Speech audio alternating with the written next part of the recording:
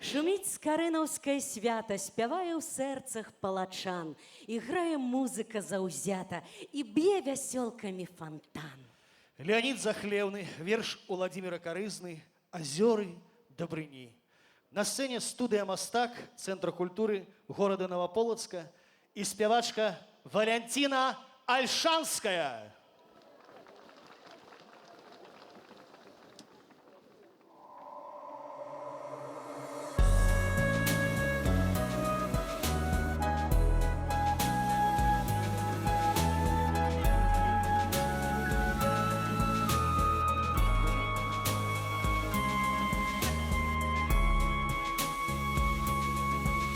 Подходят до самого бору, шумливого бору. Уволю наслухаться музыки спевной.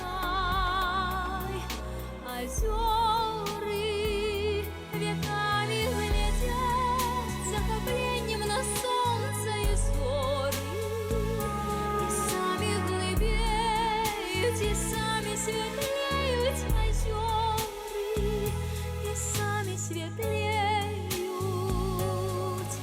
озеры. И я там ходила, и сердце студила до самого рання, и хвали смывали пол